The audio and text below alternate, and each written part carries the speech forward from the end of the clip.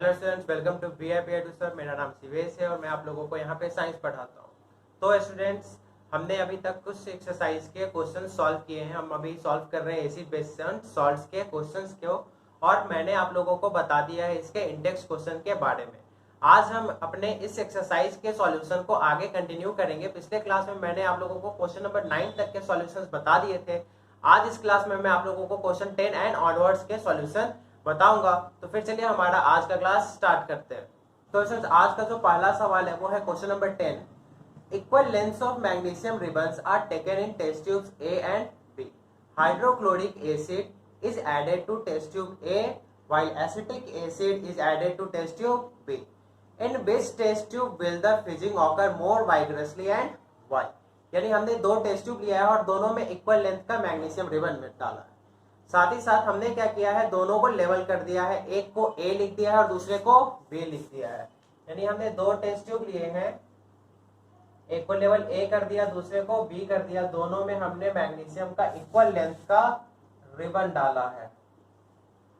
अब एक में हम डाल रहे हैं हाइड्रोक्लोरिक एसिड। एक टेस्ट ट्यूब में हम क्या डाल रहे हैं, हाइड्रोक्लोरिक एसिड यानी HCl, और दूसरे में डाल रहे हैं एसिटिक एसिड यानी CH3COOH। तो बोला है किसमें से जो फिजिंग है वो ज्यादा वाइग्रसली होगा। तो जैसा कि हम जानते हैं कि जो हमारा मैग्नीशियम है, मैग्नीशियम हमारा क्या है, मेटल है। तो जो मैग्नीशियम है यानी मेटल, अगर वो एसिड के साथ रिएक्ट करता है तो वो बनाता है मेटल सॉल्ट, मेटल सॉल्ट, और साथ ही साथ ये हाइड्रोजन गैस इवॉल्व करता है। कोई भी मेटल एसिड के साथ रिएक्ट करेगा तो मेटल सॉल्ट बनाएगा और साथ ही साथ हाइड्रोजन गैस इवॉल्व करेगा। अब क्योंकि हमारा हाइड्रोक्लोरिक एसिड और एसिटिक एसिड दोनों एसिड्स है, तो दोनों ही क्या रिलीज करेंगे, हाइड्रोजन गैस रिलीज करेंगे जब वो रिएक्ट करेंगे हमारे मैग्नीशियम के साथ। अब यहाँ पे पूछ रहा है कि दोनों में से ज्यादा वाइग्रसली कौन फिजिंग निकलेगा, यानी किसमें ज्यादा जल्दी हाइड्रोजन गैस इवॉल्व होगा। तो वो इवॉल्व होगा हाइड्रोक्लोरिक एसिड में, क्योंकि hydrochloric acid is more acidic then acetic acid, यानी एसिटिक एसिड से ज्यादा एसिडिक है और इसका पीएच उससे कम होता है। एसिटिक एसिड का पीएच और इसके पीएच के मुकाबले जो HCl का जो पीएच होता है वो लेस देन होता है CH3COOH के पीएच से। इसीलिए ये बहुत ही ज्यादा वाइग्रसली रिएक्ट करेगा। ये स्ट्रॉन्गेस्ट एसिड है और ये वीक एसिड है। अगला हमारा question number 11। Fresh milk has a pH of 6. How do you think the pH will change as it turns into curd? Explain your answer. जो मिल्क का जो pH होता है, फ्रेश मिल्क यानी ताजा जो दूध होता है उसका pH होता है 6 यानी वो स्लाइटली क्या होता है, एसिडिक होता है।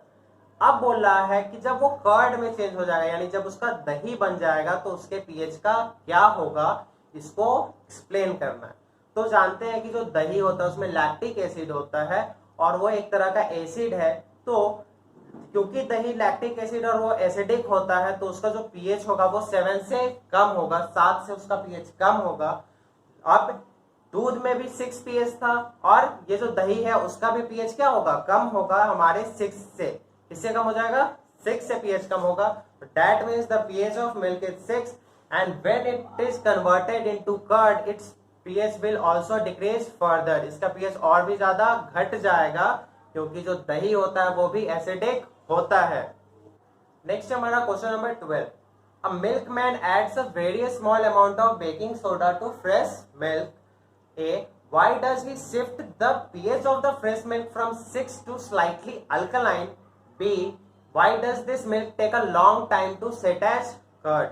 यानी एक जो दूध वाला है वो अपने दूध में थोड़ा सा क्या डाल देता है, baking soda, NaHCO3 sodium bicarbonate, जिसको बेकिंग सोडा बोलते हैं। तो वो अपने दूध में बेकिंग सोडा डाल देता है। ये ऐसा क्यों करता है, क्यों वो उसको अल्कलाइन बनाता है, साथ ही साथ वो जो दूध होता है उसको दही में चेंज होने में, उसका दही बनने में, सेट होने में, कर्ड में उसको समय क्यों लगता है।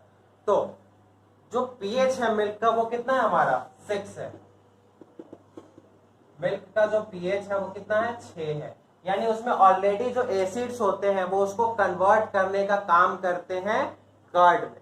तो अगर मिल्कमैन को दूध को लंबे समय तक के लिए कर्ड में चेंज करने से रोकना है, स्लाइटली उसके ड्यूरेशन को बढ़ाना है तो वो थोड़ा सा अमाउंट उसमें डाल देता है सोडियम बाइकार्बोनेट यानी बेकिंग सोडा NaHCO3, इसी को क्या बोलते हैं हम लोग, बेकिंग सोडा। तो वो उसमें थोड़ा सा बेकिंग सोडा डालेगा ताकि वो आसानी से उसके पीएच को क्या कर सके, बढ़ा सके, उसको अल्कलाइन कर सके। क्योंकि जो हमारे उसमें एसिड्स होते हैं जो उसको चेंज कर रहे होते हैं, जैसे ही वो कर्ड में चेंज करने जाएंगे, ये जो अल्कलाइन उसका जो नेचर होता है, बेकिंग सोडा जो होता है, वो उसको न्यूट्रलाइज कर देगा, जो उसके फर्दर लाइफ को बढ़ा देता है, दूध के लाइफ को बढ़ा देगा, उसको कर्ड में चेंज नहीं करने देगा।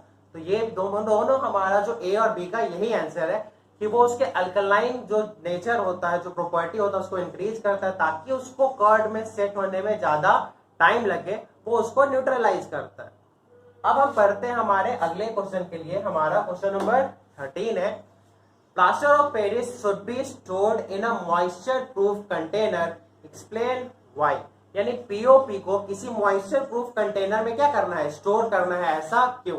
तो जानते हैं कि हमारा जो प्लास्टर ऑफ पेरिस होता है पीओपी, उसका फॉर्मूला होता है CaSO4 H2O, यानी कैल्शियम सल्फेट हेमीहाइड्रेट। पीओपी का जो हमारा केमिकल फॉर्मूला है वो है कैल्शियम सल्फेट हेमीहाइड्रेट। अब ये जो कैल्शियम सल्फेट हेमीहाइड्रेट है, इसको अगर हम मॉइस्चर प्रूफ में ऐड नहीं करेंगे, मॉइस्चर प्रूफ कंटेनर में इसको स्टोर नहीं करेंगे, तो ये हमारा रिएक्ट कर जाएगा वाटर के साथ, यानी 1/2H2O के साथ रिएक्ट करेगा और बना देगा CaSO4 into 2H2O, जो कि हमारा जिप्सम होता है। और ये जिप्सम सेट हो जाएगा और एक हार्ड सॉलिड बना देगा। ये जिप्सम सेट होने का क्या बना देगा, हार्ड सॉलिड बना देगा, जो इसको जल्दी ही खराब कर देंगे। इसलिए हम पीओपी को, जो पीओपी का पाउडर होता है, उसको हम एयर टाइट कंटेनर में स्टोर करते हैं। नेक्स्ट हमारा question number 14, what is neutralization reaction, give 2 examples. यानी न्यूट्रलाइजेशन रिएक्शन क्या होता है, इसको एग्जांपल के साथ एक्सप्लेन करना। तो जैसा कि हम जानते हैं कि अगर एसिड्स रिएक्ट करते हैं बेस के साथ, तो वो बनाते हैं salt plus water. So when acid reacts with base, it forms salt and water, and this reaction is known as neutralization reaction. That means the reaction of acid with base is known as neutralization reaction.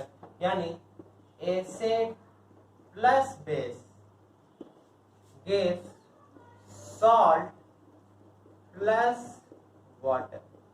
Salt plus water. For example, अगर हम NaOH लेते हैं, sodium hydroxide, जो कि base है, alkali है, ये क्या है, अल्कली। वैसे बेसेस जो वाटर सॉल्युबल होते हैं उनको अल्कली बोलते हैं। तो ये जो सोडियम हाइड्रोक्साइड है ये बेस है। अगर ये रिएक्ट करता है हाइड्रोक्लोरिक एसिड के साथ, इसके साथ हाइड्रोक्लोरिक एसिड के साथ, तो हम जानते हैं कि किसी भी एसिड या बेस को जैसे ही हम वाटर में डालेंगे, क्योंकि ये दोनों हमने एक्वस लिया है, ये दोनों हमारा क्या होता है, एक्वस होता है। और जैसे ही उसको वाटर में हम लोग डालेंगे वो आयंस में टूट जाते हैं, यानी सोडियम हाइड्रोक्साइड का ब्रेकडाउन हो जाता है Na+ में और OH- में। उसी तरह से हाइड्रोक्लोरिक एसिड का ब्रेकडाउन हो जाता है H+ और Cl- में। अब यहाँ सोडियम का प्लस चार्ज और क्लोरीन का माइनस चार्ज है, ये दोनों कंबाइन होकर बनाएंगे आयनिक कंपाउंड। ऐसा कंपाउंड आयनिक कंपाउंड, और ये जो आयनिक कंपाउंड है NaCl वो यहाँ आ जाएगा, सोडियम क्लोराइड, ये भी एक्वस ही होगा। और साथ ही साथ ये H+ और OH- दोनों कंबाइन करेंगे और दोनों बनाएंगे वाटर के एक मॉलिक्यूल को, यानी H2O बन जाएगा। तो ये जो हमारा है ये हो गया हमारा न्यूट्रलाइजेशन रिएक्शन, जहां पे एक बेस रिएक्ट कर रहा है एसिड के साथ और बना रहा है सॉल्ट प्लस वाटर। ये मेटल सॉल्ट है और साथ ही साथ क्या बन रहा है, हमारा वाटर बन रहा है। अब ये तो हो गया एक एग्जाम्पल। दूसरा एग्जाम्पल हम लोगों का होता है हमारे बॉडी में, जैसे कि हम लोगों को इनडाइजेशन अगर हो गया, एसिडिटी जिसको बोलते हैं जनरली, तो अगर इनडाइजेशन हो गया तो हम लोग क्या कंज्यूम करते हैं, एंटासिड्स कंज्यूम करते हैं। अब ये इनडाइजेशन होता क्यों है, तो हमारे स्टमक में एसिड प्रेजेंट होता है, हाइड्रोक्लोरिक एसिड, और वो हमारे स्टमक में उसका फंक्शन होता है जो हम लोगों ने पढ़ा है अपने लाइफ प्रोसेस के डाइजेशन के टॉपिक में। अब ये जो हाइड्रोक्लोरिक एसिड है, जब ये एक्सेस अमाउंट में हो जाएगा, यानी स्टमक में इसका कॉन्सेंट्रेशन बढ़ जाएगा, तो ये हमारे पेट में अनइजीनेस पैदा करेगा, इनडाइजेशन पैदा करेगा, जिसको हम लोग एसिडिटी बोलते हैं। अब इस एसिडिटी में एसिड है और उसको न्यूट्रलाइज करना है तो हम किस का यूज करते हैं, बेस का यूज करते हैं। और वहां जिस बेस का यूज करते हैं वो होता है हमारा मिल्क ऑफ मैग्नीशिया यानी MgOH का होल ट्वाइस। ये मिल्क ऑफ मैग्नीशिया रिएक्ट करता है हमारे हाइड्रोक्लोरिक एसिड के साथ, यानी बेस रिएक्ट कर रहा है एसिड के साथ, तो वो रिस्पेक्टिव मेटल सॉल्ट यानी MgCl2 और साथ ही साथ वाटर बनाएगा, यानी मैग्नीशियम क्लोराइड बनाएगा और साथ ही साथ क्या बनाएगा, वाटर बनाएगा। दैट्स व्हाई MgOH का होल ट्वाइस यानी मिल्क ऑफ मैग्नीशिया, और we can say that antacids are administered whenever we have a problem of indigestion। जब भी हमारे बॉडी में किस चीज का प्रॉब्लम होता है, इंडाइजेशन का प्रॉब्लम होता है, और वो है किसका एग्जांपल, हमारे न्यूट्रलाइजेशन रिएक्शन का एग्जांपल है। नेक्स्ट हमारा क्वेश्चन नंबर 15 जो कि हमारा लास्ट क्वेश्चन है। क्वेश्चन नंबर 15 है, give 2 important uses of washing soda and baking soda, यानी वॉशिंग सोडा और बेकिंग सोडा के 2 इंपॉर्टेंट यूजेस बताने। अब वॉशिंग सोडा हमारा क्या होता है, तो वॉशिंग सोडा हम जानते हैं कि उसको बोलते हैं Na2CO3.10H2O, यानी सोडियम कार्बोनेट डेकाहाइड्रेट, ये हमारा क्या हो जाता है, वॉशिंग सोडा होता है। दूसरा हमारा बेकिंग सोडा है, बेकिंग सोडा जो कि होता है NaHCO3 यानी सोडियम बाइकार्बोनेट। तो सोडियम बाइकार्बोनेट को हम लोग बेकिंग सोडा बोलते हैं और सोडियम कार्बोनेट डेकाहाइड्रेट को हम लोग वॉशिंग सोडा बोलते हैं। दोनों किसका एक कंपाउंड है, सोडियम का कंपाउंड है, सोडियम का सॉल्ट है। अब इनके यूजेस बताने हैं, तो सबसे पहले हम देखते हैं कि वॉशिंग सोडा का क्या यूज होता है। तो वॉशिंग सोडा का जो पहला यूज होता है वो क्या होता है, ग्लास, सोप या पेपर इंडस्ट्रीज में, ग्लास के इंडस्ट्रीज में, पेपर के इंडस्ट्रीज में या फिर सोप के इंडस्ट्रीज में इसका यूज किया जाता है किसी भी सरफेस को क्लीन करने के लिए, साफ करने के लिए। साथ ही साथ हम इसका यूज करते हैं वाटर के परमानेंट हार्डनेस को हटाने के लिए। परमानेंट हार्डनेस का मतलब क्या हो गया, तो वाटर में ऑलरेडी बहुत सारे मिनरल्स और सॉल्ट्स मिक्स्ड होते हैं, उस मिनरल और सॉल्ट को हटाने के लिए हम लोग सोडियम कार्बोनेट डेकाहाइड्रेट का यूज करते हैं, यानी वॉशिंग सोडा का यूज करते हैं। और वो जो सॉल्ट पानी में मिक्स होता है वही उसको बनाता है हार्ड वाटर।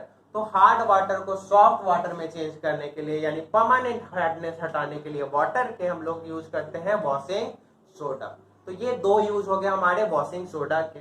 अगला जो यूज है वो हमारा बेकिंग सोडा का है। तो बेकिंग सोडा का यूज क्या चीज के लिए होता है, तो बेकिंग पाउडर बनाने के लिए, यानी इसका यूज करते हैं हम लोग बेकिंग पाउडर बनाने के लिए। बेकिंग सोडा और बेकिंग पाउडर दोनों में क्या है, स्लाइटली थोड़ा सा डिफरेंस है। वो ये है कि बेकिंग सोडा जो कि है वो हमारा है सोडियम बाइकार्बोनेट। अगर इसी सोडियम बाइकार्बोनेट में हमने एक माइल्ड एसिड, क्या एसिड डाला, माइल्ड एसिड, बिल्कुल सा एकदम स्लाइटली वीक एसिड डाल दिए हमने, जैसे कि हम टार्टेरिक एसिड अगर फॉर एग्जांपल डालते हैं तो वो इसके साथ मिक्स होके बना देता है बेकिंग पाउडर। अब बेकिंग पाउडर का यूज हम लोग कहाँ करते हैं, तो हम लोग खाना वगैरह बनाते हैं, जो भी पफी सब्सटेंस बनाते हैं, जो पफ होता है यानी थोड़ा सा फुला हुआ सब्सटेंस, जो भी जैसे इडली हो गया, केक हो गया, इनके बनाने में हम लोग यूज करते हैं बेकिंग पाउडर का। क्योंकि ये जो बेकिंग पाउडर है जब इसको हीट किया जाता है तो इसमें से कार्बन डाइऑक्साइड निकलता है। So baking powder is heated to release carbon dioxide and that makes bread and जो केक होता है उसको फ्लफी। ब्रेड और केक जो है उसको क्या चीज में बना चेंज कर देगा, फ्लफी चेंज कर देगा, यानी स्लाइटली फुला हुआ। दूसरा जो यूज होता है वो इसका होता है soda acid fired extinguisher. Soda acid fired extinguisher, fire extinguisher का यूज करते हैं हम लोग आग बुझाने के लिए। रेड कलर का होता है, इसका यूज क्या चीज के लिए होता है, आग बुझाने के लिए। जहां भी आग लग जाए उसको बुझाने के लिए हम लोग इसी फायर एक्सटिंग्विशर का यूज करते हैं। उसमें सोडा होता है, यानी ये जो हमारा बेकिंग सोडा हो गया NaCO3, और कोई भी एसिड हो सकता है। जनरली हम लोग सल्फ्यूरिक एसिड या हाइड्रोक्लोरिक एसिड का यूज करते हैं इस सोडा एसिड फायर एक्सटिंग्विशर में। तो स्टूडेंट्स ये था हमारे एसिड बेस एंड सॉल्ट का एक्सरसाइज का क्वेश्चन। अभी मैंने आप लोगों को इसके सारे क्वेश्चंस इन टेक्स्ट और एक्सरसाइज के सॉल्व करके बता दिए।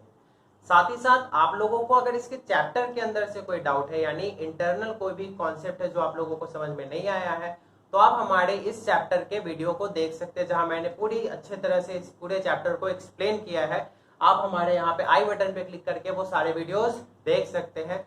साथ ही साथ अगर आप लोगों को इससे रिलेटेड कोई भी डाउट है, कोई भी साइंस से रिलेटेड अगर आप लोगों को डाउट होगा, तो आप हमारे नीचे लिंक में दिया हुआ, डिस्क्रिप्शन में दिया हुआ व्हाट्सएप का लिंक, हमारे ग्रुप को ज्वाइन कर सकते हैं। वहां हम आप लोगों को हर चीज एक्सप्लेन कर देंगे, एक्सप्लेन बढ़िया तरह से उसको समझा देंगे। साथ ही साथ हमारे आप फेसबुक पेज को लाइक कर सकते हैं, वहां पे हमसे सारे सवाल पूछ सकते हैं, हमसे जुड़ सकते हैं। हमारे इंस्टाग्राम के पेज का भी लिंक नीचे दिया हुआ है, आप वहां भी हमसे कनेक्ट कर सकते हैं। तो फिर होपफुली आप लोगों को ये जो हमारा वीडियो जो है वो समझ में आया होगा। अगर फिर भी इससे रिलेटेड कोई डाउट है तो फील फ्री टू आस्क। तो फिर मिलते हैं हम लोग अपने नेक्स्ट क्लास में।